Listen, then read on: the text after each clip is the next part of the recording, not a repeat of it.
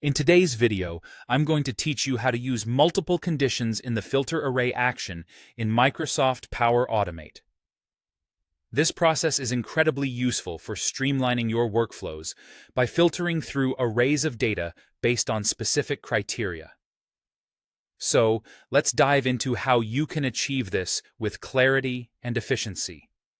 First, you need to ensure you have an array of data ready to be filtered. For this example, we'll assume that you have a variable or a data source named customer data.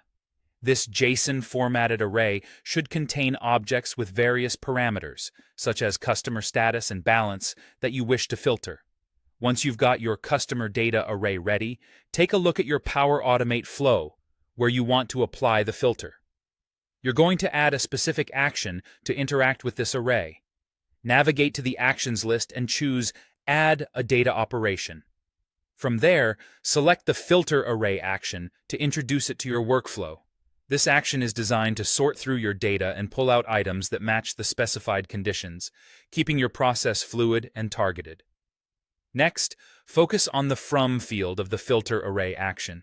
Here, you'll specify the array you want to filter.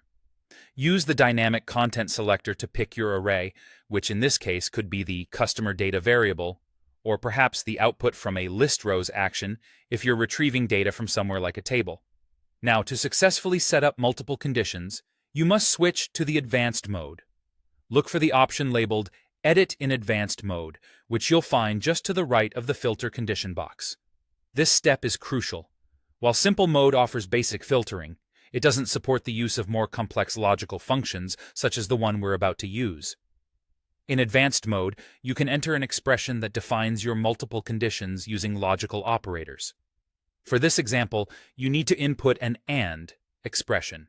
Enter the following expression: AND equals item, status, active, greater item, balance, 1000. This logic sets two criteria that each item in your array must meet. The customer's status should be active, and their balance should exceed 1000. Finally, ensure that your expression is saved correctly. Look for an OK or Update button and click it to save your newly crafted expression.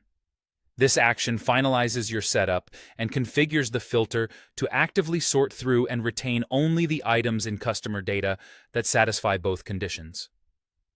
The essence of this advanced filtering process in Power Automate lies in the careful application of logical expressions to refine and focus the data you work with. By following these meticulous steps, you'll be able to handle data arrays more dynamically, ensuring your automated flows perform with greater precision and relevance. Keep practicing this skill to enhance your automation capabilities effectively.